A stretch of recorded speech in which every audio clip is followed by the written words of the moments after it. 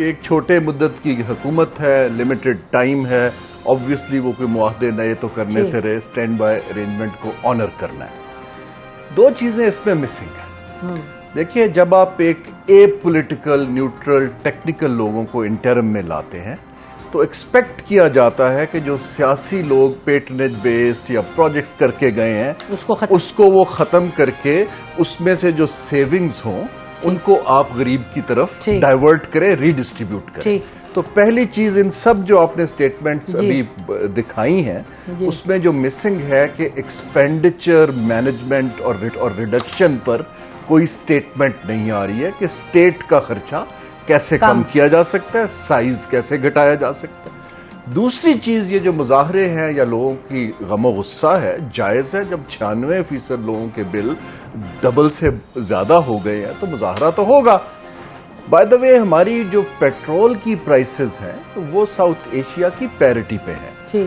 بجلی کی پرائسز ہماری تقریباً 40% زیادہ ہیں باقی ممالک سے, اور اس کی وجوہات بڑی کلیئر ہیں کہ ہم جنریشن کے اندر دو چیزیں, تو ہمارا 63% انحصار تیل کے اوپر ہے, دوسرا ہم نے آئی پی پیز کو کیپیسٹی پیمنٹ کرنی ہے, اس کے بعد ٹرانسمیشن کے لاسز ہیں, اور جنریشن جو ڈسٹریبیوشن ہے اس میں چوری ہے. اتنی تو پرانی کہانی جتنی آپ کی عمر ہوگی. اب میں آپ کو بتاؤں کہ جو کیئر ٹیکر گورنمنٹ سے جو ایکسپیکٹ کیا جاتا ہے, ان سے یہ ایکسپیکٹ کیا جاتا ہے کہ جہاں پولیٹیکل لوگ یہاں اداروں میں اپنے بندے لگاتے ہیں, ان کو ایک کمپیٹنٹ سی ای اوز لگانے چاہیے ڈسکوز میں, بورڈز اچھے بنانے چاہیے جلدی سے جلدی, تاکہ گورننس تھوڑی ان کے پاس بہتر ہو. بالکل اتھارٹی ہے, کیونکہ کمپنیز لا میں بنی ہوئی ہیں کمپنیاں, وہ اس کو کریں کیونکہ ان کے اوپر تو پولیٹیکل پریشر نہیں ہے. تو ایکسپینڈیچر مینجمنٹ, کچھ چوری روکنے کے لیے جو گورننس ہے, اور تیسری آخری چیز یہ ہے کہ ان کو یہ کہنا چاہیے کہ ہمارا,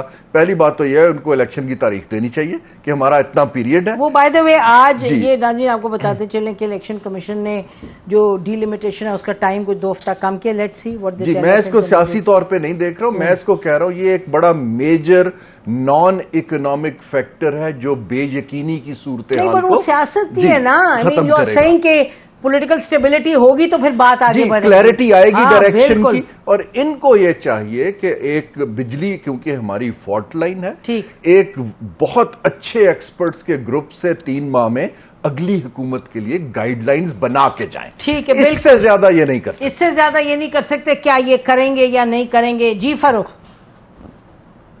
دیکھیے نسیم, پہلی بات تو یہ ہے کہ اس حکومت کو آئے ہوئے 18 دن ہوئے ہیں شاید آج. تو یہ بجلی کا معاملہ ہو, ڈالر کی چڑھتی ہوئی اڑان ہو, یہ اس کا ملبہ جو ہے وہ میں نہیں سمجھتا ہوں کہ واجب ہوگا کہ وہ نگران حکومت کے اوپر ڈالا جائے. ٹھیک, اگر 18 دیکھیں اس وقت جو ہم دیکھ رہے ہیں معیشت کے اندر, وہ ان پالیسیز کے نتیجے میں ہے جو پچھلے 6 مہینے, سال, 1.5 سال سے 2 سال سے بنائی جا رہی ہیں. ان کا فروٹ آج ہمیں نظر آ رہا ہے. ٹھیک, ان کی جو غلطیاں ہیں, ان کے جو فلاز ہیں وہ ہمیں آج نظر آ رہی ہیں.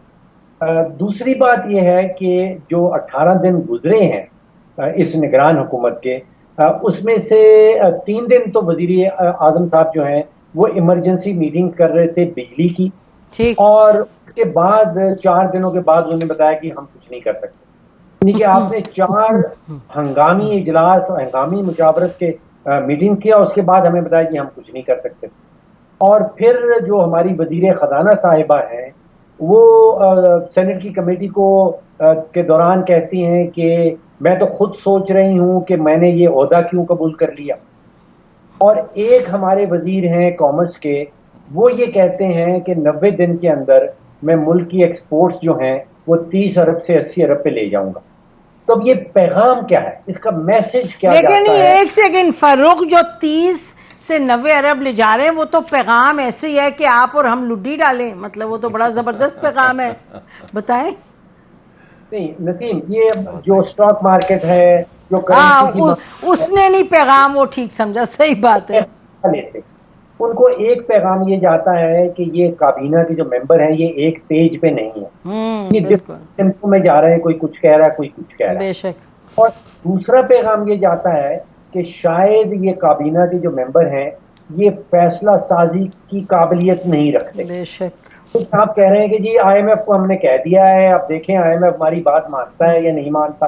بھئی یہ تو بجلی کے حوالے سے بڑا صاف ستھرا معاملہ ہے کہ 520 ارب کا ڈسکوز جو ہیں، جو ڈسٹریبیوشن کمپنیز ہیں، وہ نقصان کر رہی ہیں.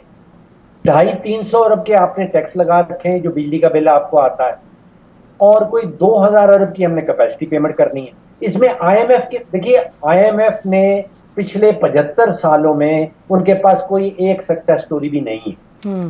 ان کے چارٹر میں یہ نہیں لکھا ہوا کہ انہوں نے کسی ملک کی معیشت کو تندرست و توانا کرنا ہے. ان کی طرف دیکھنا کہ وہ شاید ہمیں کچھ بتائیں گے. دیکھیے، ٹھوس قسم کا پیغام سامنے آنا چاہیے.